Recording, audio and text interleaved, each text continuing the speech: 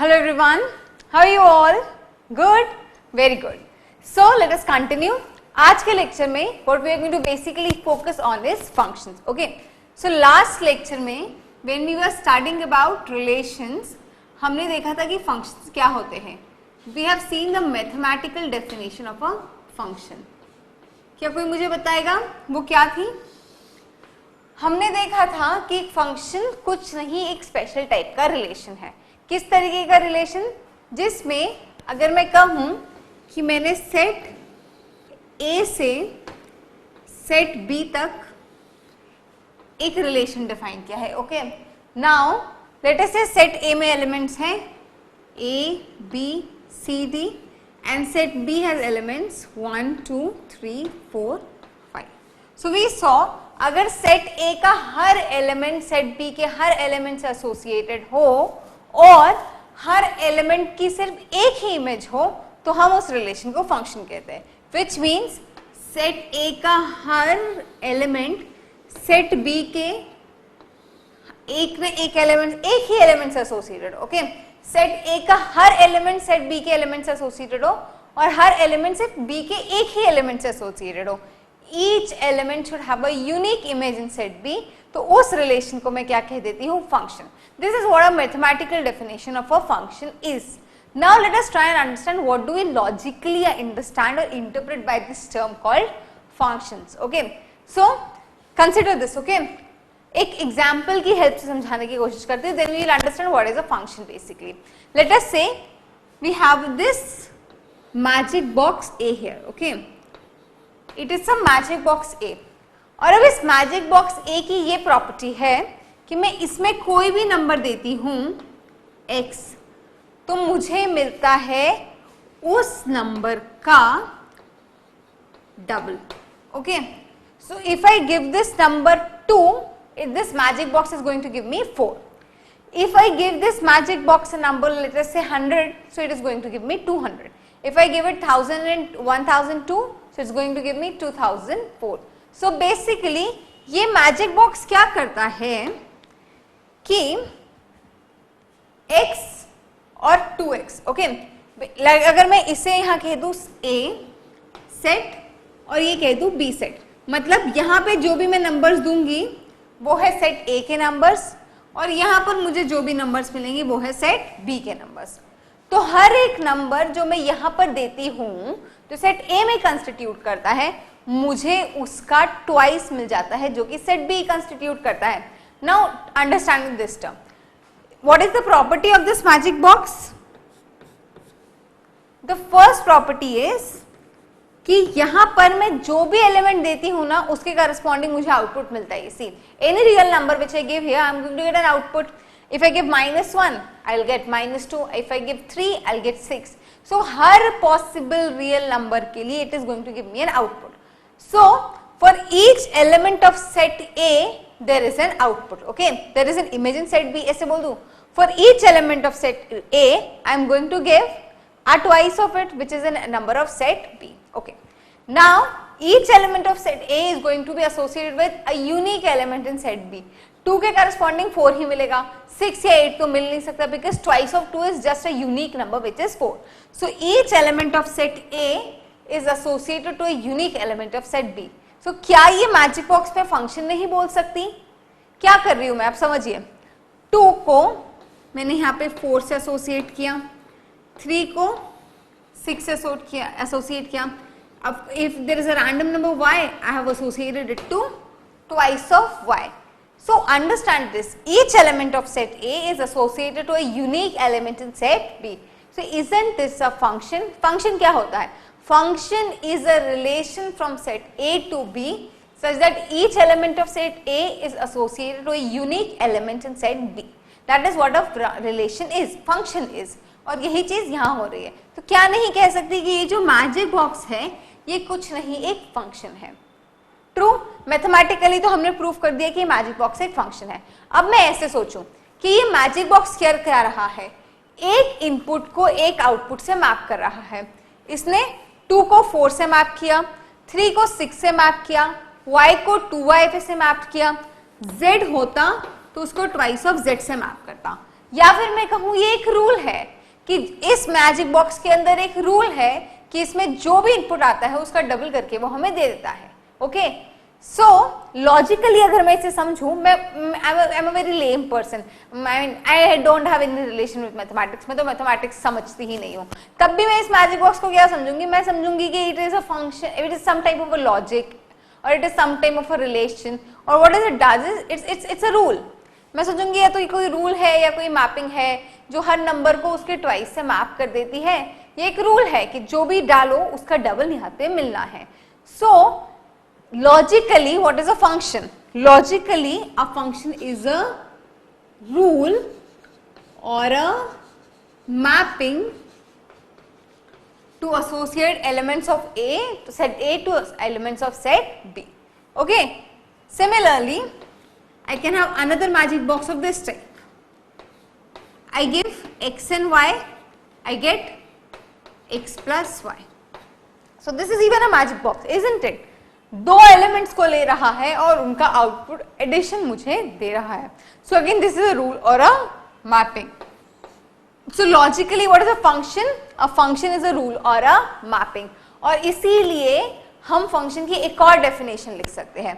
एक डेफिनेशन तो हम ऑलरेडी देख चुके हैं जो मैथमेटिक्स के टर्म्स में थी, that was a function is a special type of relation from set A to set B such that each element of set A is associated, has an image in set B and each element of set A has a unique element in set B. या फिर हम कहते थे if a relation is of this type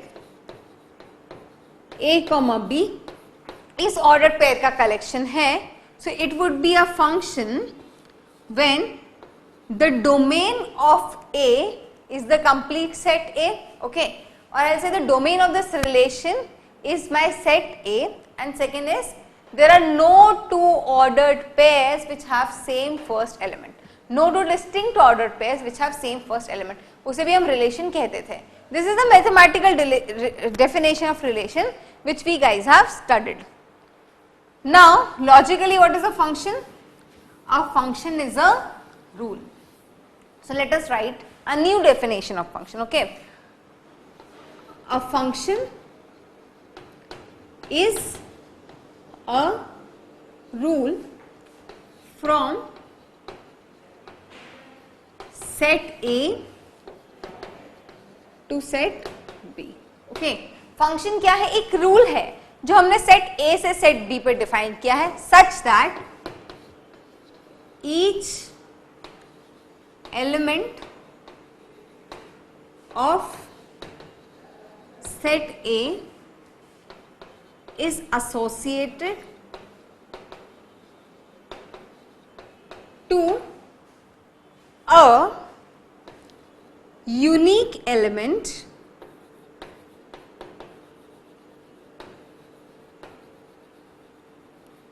in set B. So see the definition, each element of set A is associated to a unique element in set B. This is how I define a function. Clear? Now you guys understand. Mathematically तो I know सब समझ ही चुके थे कि function क्या होता है, but now we even understand logically that what is a function. Perfect? Am I making my point clear till this point? कोई भी डाउट हो तो जल्दी से पूछ लीजिए। नहीं? So now let us go to a next discussion which is types of function. Okay, so now let us understand different types of function. Okay, अब types हम किस बेसिस पर डिफाइन करेंगे? देखिए, फंक्शन अभी भी हमने क्या समझा, एक रिलेशन है सेट A से सेट B तक में, जिसमें सेट A के तो सारे एलिमेंट्स मैप होने ही चाहिए, ठीक है, और इनकी एक यूनिक इमेज ही होनी चाहिए सेट B में। लेकिन यहाँ पे क्या अलाउड है कि सेट A का एक एलिमेंट, यहाँ की दो तीन एलिमेंट्स भी यहाँ के एक एलिमेंट से मैप हो सकते हैं, this is allowed, and set B में हम कुछ एलिमेंट्स छोड़ सकते हैं। नाउ इस बेसिस पे हम फंक्शंस के टाइप्स देख सकते हैं। कैसे, मैं समझाती हूँ।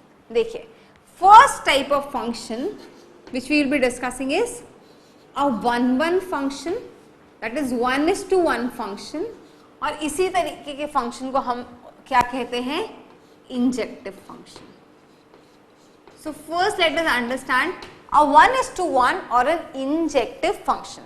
अब देखते हैं what is a 1:1 और an injective function. Okay.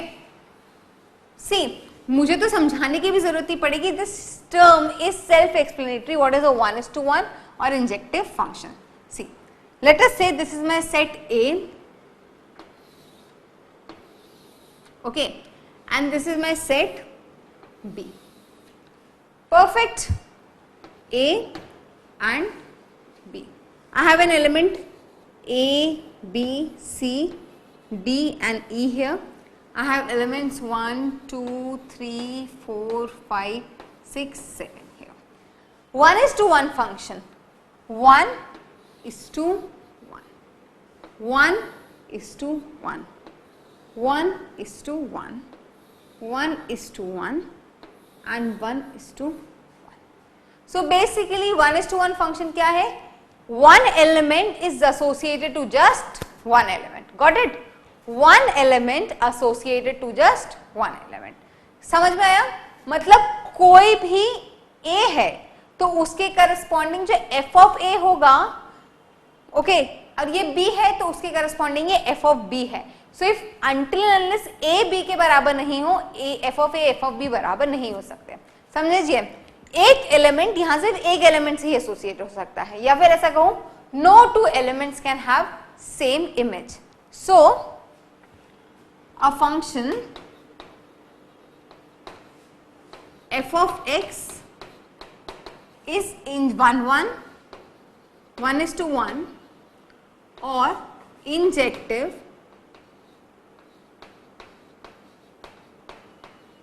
if and only if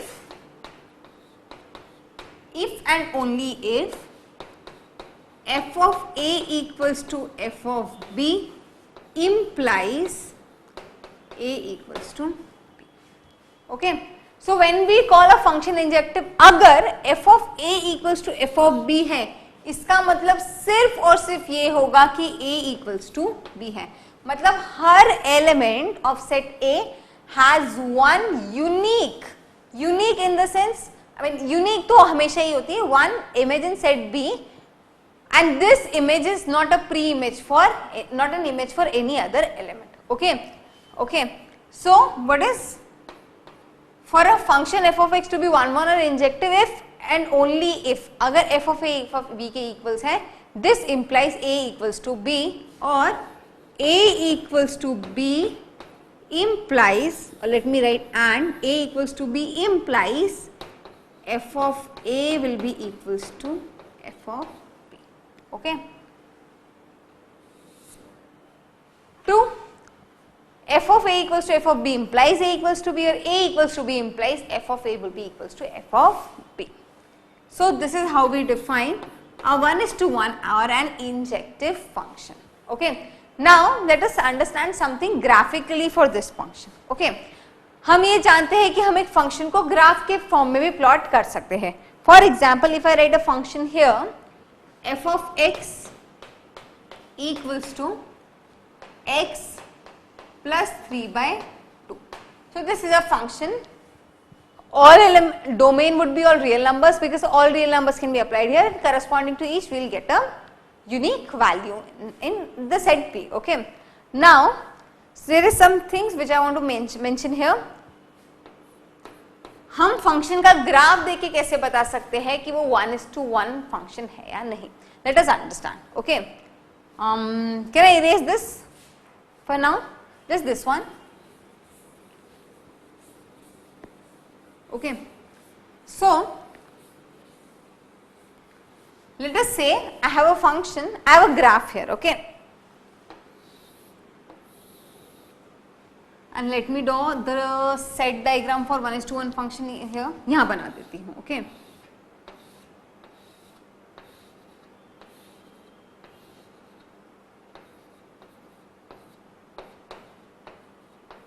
Okay, this is a 1:1 function. Okay. अब graphically समझते हैं कि 1:1 function कैसा होगा. This is my x axis, this is my y axis. Okay. and we have y equals to f of x. Okay, अब समझिए 1:1 function तब होता है जब a की एक वैल्यू के लिए b की सिर्फ एक ही वैल्यू के लिए जो f ऑफ, या फिर मैं ऐसे करूं y की एक वैल्यू के लिए करस्पॉन्डिंग x की एक ही वैल्यू एसोसिएट होती है. मतलब एक वैल्यू, अगर मैं ऐसा कहूं y equals to f of x, सो f ऑफ x सिर्फ एक ही x की वैल्यू के लिए एग्जिस्ट करता है. Okay, let me right it this way. अगर मैं ऐसा ग्राफ बनाऊं, सो क्या ये 1:1 फंक्शन है? समझिए, y की एक वैल्यू के करस्पॉन्डिंग x की दो वैल्यूज है, x1 और x2. सो जब मैं इसे मैप करूंगी तो मैं x1 और x2 दोनों के corresponding this value of y1 करूंगी. So this is not a 1:1 function. Got it? ये 1:1 फंक्शन नहीं है क्योंकि y की एक वैल्यू के करस्पॉन्डिंग या x की दो वैल्यूज है. 1:1 होता जब y की एक वैल्यू के करस्पॉन्डिंग x की सिर्फ एक ही वैल्यू मिलती. ट्रू? मतलब अगर मेरा फंक्शन कुछ इस तरह का होता, देखिए, ठीक है. Now corresponding to any value of y there is just one value of x. तो ये 1:1 फंक्शन है क्योंकि x की इस वैल्यू के करस्पॉन्डिंग y की एक ही वैल्यू है, इस x की वैल्यू के करस्पॉन्डिंग y की एक ही वैल्यू है, या फिर इस y के करस्पॉन्डिंग x की एक ही वैल्यू है.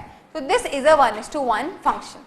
एक और इंपॉर्टेंट प्रॉपर्टी देखिए यहाँ पर कि 1:1 फंक्शन या तो हमेशा इंक्रीजिंग होगा या डिक्रीजिंग होगा. क्यों? देखिए, क्योंकि ये हमेशा इंक्रीजिंग है इसलिए कभी इस फंक्शन में कर्व नहीं आ रहा. There is no point of inflection और देयर से देयर इज नो मैक्सिमा और मिनिमा. द पॉइंट यहाँ पे एक मैक्सिमा या मिनिमा आया. अगर यहाँ एक मैक्सिमा आया तो समझिए अब इस y की करस्पॉन्डिंग x की दो वैल्यूज होगी और ये 1:1 हो ही नहीं सकता. ट्रू?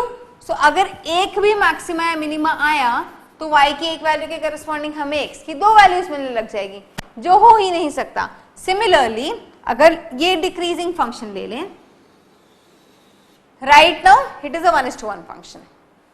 कोई भी लाइन ड्रॉ कर लूं x एक्सिस के पैरेलली, y के करस्पॉन्डिंग मुझे x की एक ही वैल्यू मिलती है.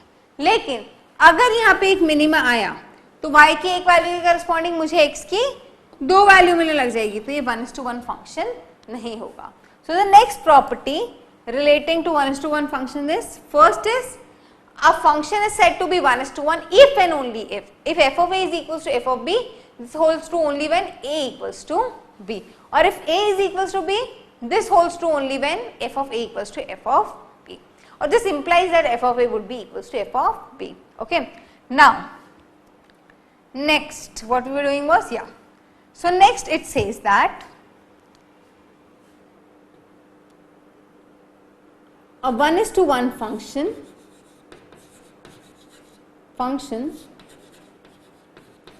is always increasing or decreasing, is always increasing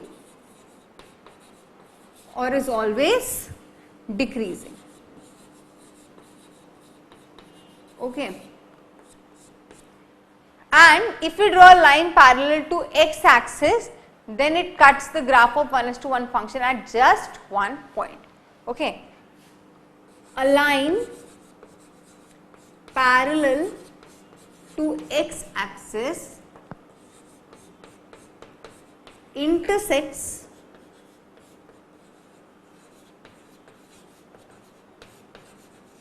the graph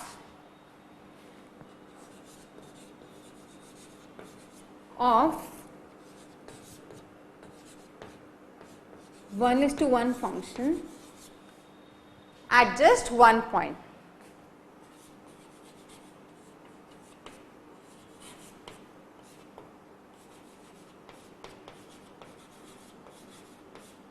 Am I making my point clear? See, a 1:1 function is always either strictly increasing or decreasing. या तो वो ग्राफ हमेशा इंक्रीजिंग होगा या डिक्रीजिंग होगा, क्योंकि the moment you get a maxima और minima, आप x की एक वैल्यू, y की एक वैल्यू के करस्पॉन्डिंग x की दो वैल्यूज पाने लग जाओगे और वो 1:1 फंक्शन हो ही नहीं सकता. एंड उसी का इम्प्लीकेशन क्या है कि अगर हम एक्स एक्सिस के पैरेलल एक लाइन ड्रॉ करें तो वाई एक्सिस, तो वो ग्राफ को सिर्फ एक ही पॉइंट पे इंटरसेक्ट करेंगे, विच मीन्स y की एक वैल्यू के करस्पॉन्डिंग x की सिर्फ और a सिर्फ एक ही वैल्यू है। Great, so these are the 3 important properties related to a 1:1 function. Okay, clear? अब इसी के साथ मेरा एक क्वेश्चन भी है आपको। देखिए, मेरा क्वेश्चन ये है, ध्यान से सुनिएगा। I am raising this for you now.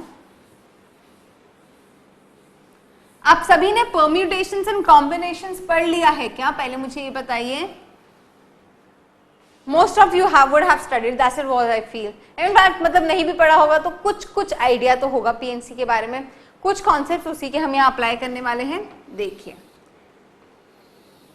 बहुत इजी सा है वैसे तो। ये सेट ए है और सेट बी है।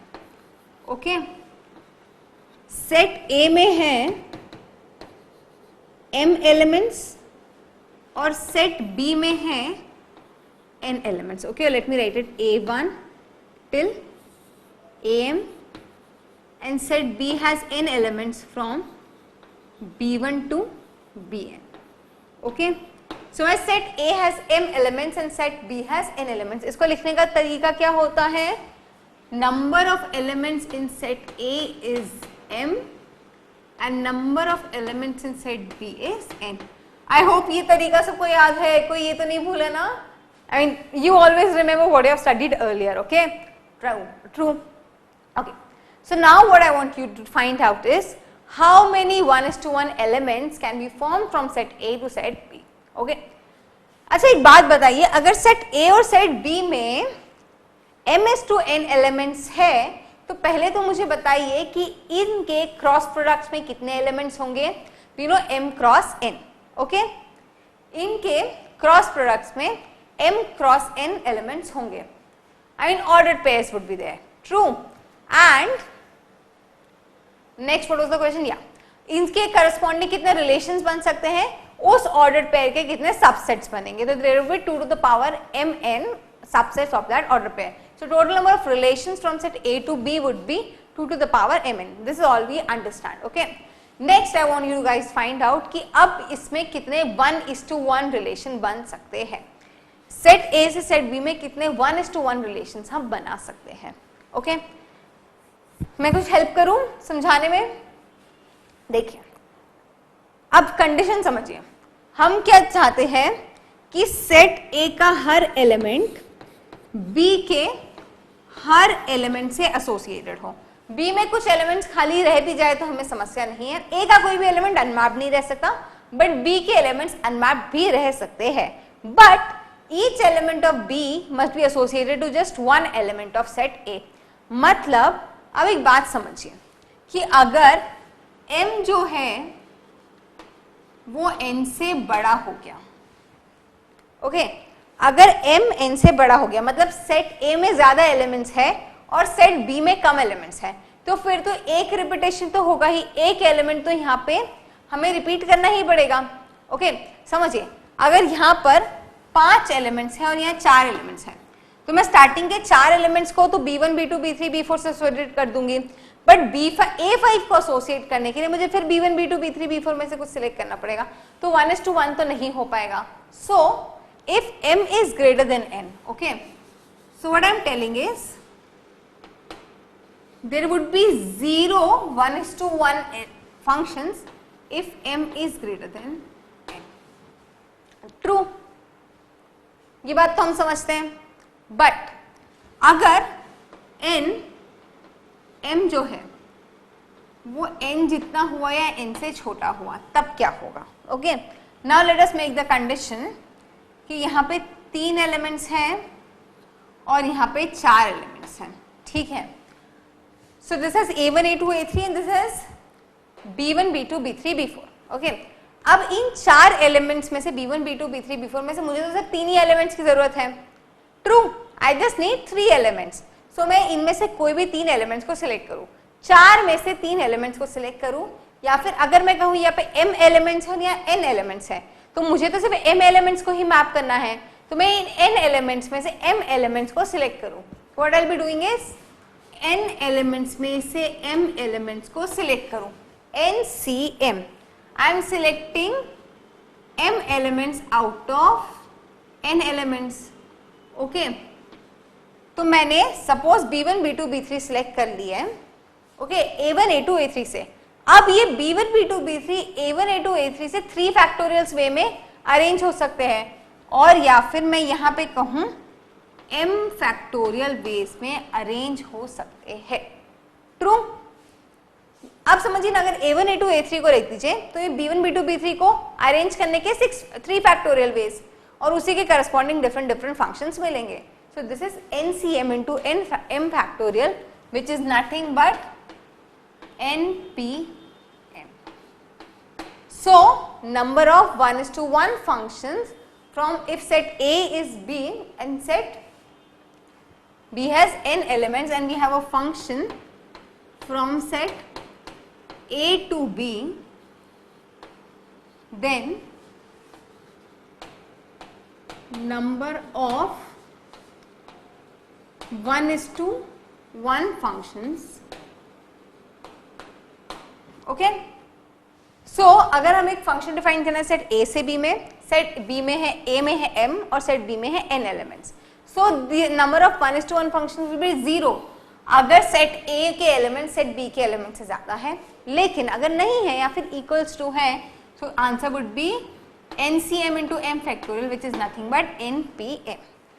इन n एलिमेंट्स में से m एलिमेंट्स को सिलेक्ट करो और उन्हें अरेंज करो. ऐसे जितने भी तरीके होंगे, it is going to give me number of 1:1 functions.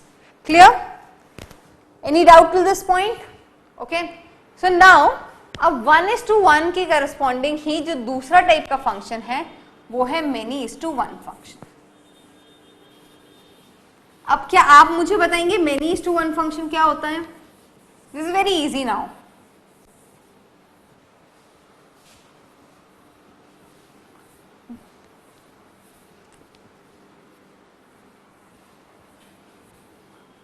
जल्दी से बताइए. जैसे 1:1 था, हम many:1 भी बता सकते हैं. Okay, so this was 1:1 and now let us understand many:1. So many:1 क्या होगा? और many:1 is not injective. Now many:1 is called as non-injective.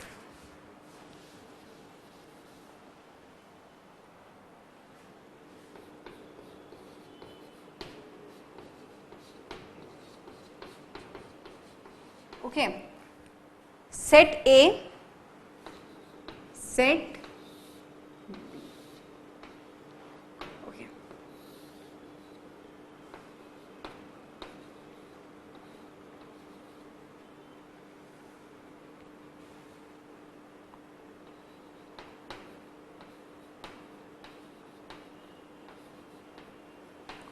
okay.